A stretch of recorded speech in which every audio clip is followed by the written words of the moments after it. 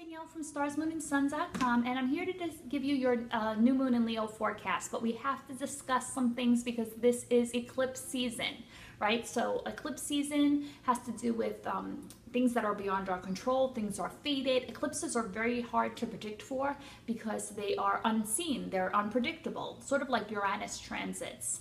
So here I just want to give you the rundown for Leo and all fixed signs. You're going to feel this energy. We'll all feel the eclipse energy, but the fixed signs are going to feel it on another level. It's going to be a very highly transformative period for fixed signs or the houses that hold the cusp for Leo for you. So let's go. We have the new moon in Leo coming up. That's in 0 degrees of Leo on July 23rd. This new moon will square Uranus. So this is unexpected. Oh my God, I never saw this coming. The energy is kind of chaotic. That's a new moon in Leo. Then on August 7th, we have a full moon eclipse. The full moon is when the sun opposes the moon. So the sun in Leo will oppose the moon in Aquarius. This will be in 15 degrees. So you want to look at where do 15 degrees of Leo and Aquarius fall for you. This is where you're feeling a shift of energy. This is where you may have to compromise. This is where you may have one door closing and one door opening.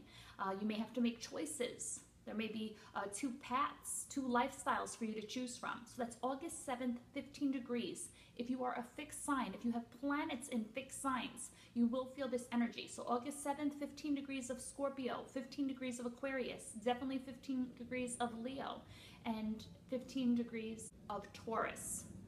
You're going to feel this shift in energy. You're going to need to make some life changes.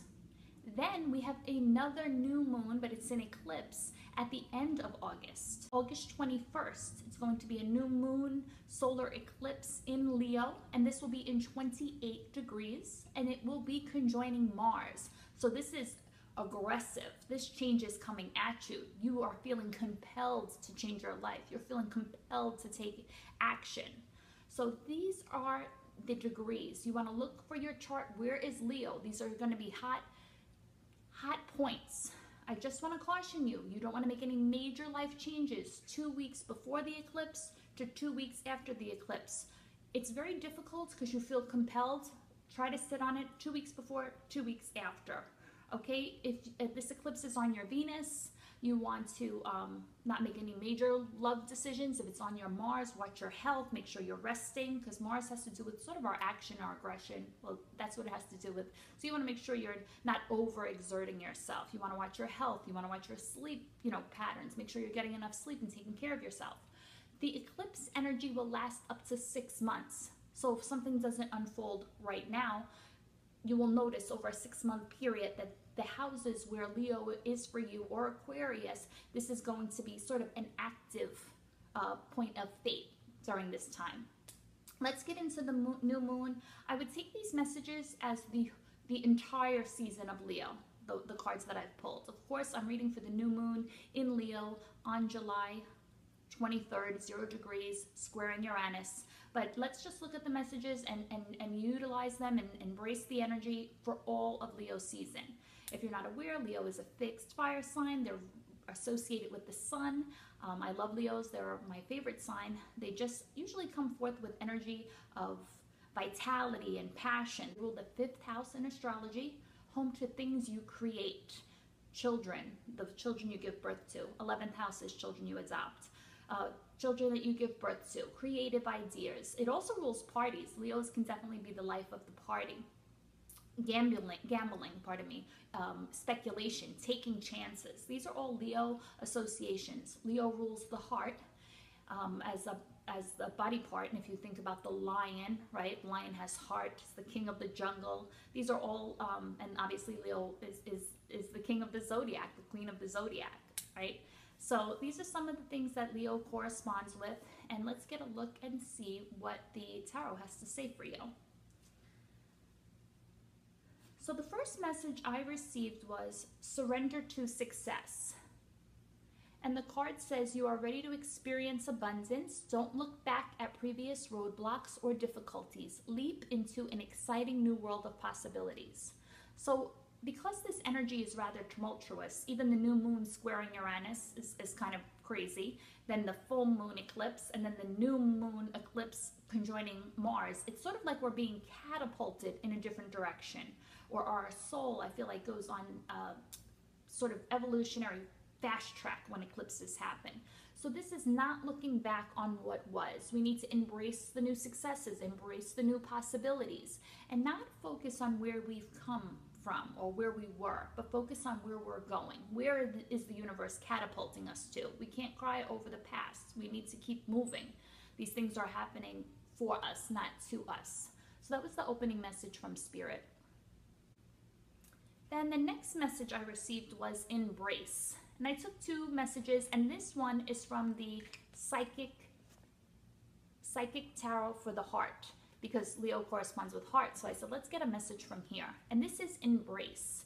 This card associates with the World card in tarot, embracing the possibilities. You have the whole world in front of you. What are you going to do? What's your next step? Take a leap of faith.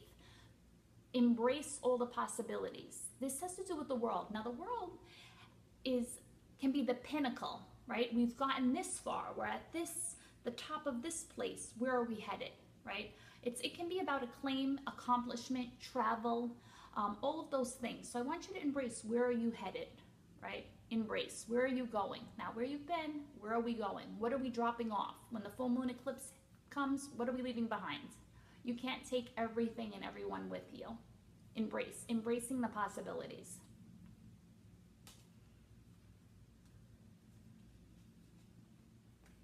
And I used Angel Tarot. A lot of Leos, it isn't often discussed, but a lot of Leos have some sort of religious bend to them. Spiritual bend, religious, faith in God. There's often some, if you talk to Leos or people with planets in Leo, I find that most often they have a belief in a higher power. So I thought we'd use Angel Tarot with the association of angels and all that sort of religious, spiritual energy. Though I don't think you need to be religious to believe in angels or afterlife or anything like that. It's a spiritual and a personal journey, what we believe in. So here I got the opening message was the Hermit.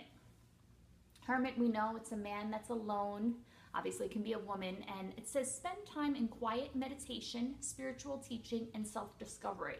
During these crazy times when we're feeling catapulted somewhere else, we need to go within and do some self-inquiry. Where are we going? What decisions are we making? Are we taking those people with us? Do we want to have that relationship? Do we want to move to that place? Do we want to be friends with those people?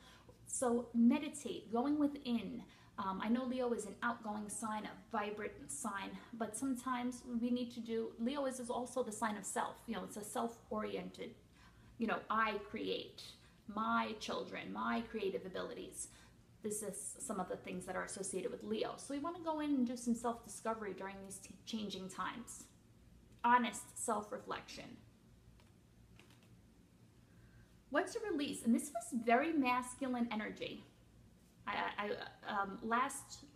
Leo is a masculine energy, but last time I did Cancer, we had feminine energy, and Cancer is definitely a feminine card, feminine sign rather. And then here I had very masculine energy, and this was what to release. King of Fire. So this is like the King of Wands, who actually is associated with Leo, Aries, Sagittarius men. And it says, focus, communicate with vision, be a leader, advice from someone creative. So in the release position, King of Fire, he can be creative and magnetic and a master of his element.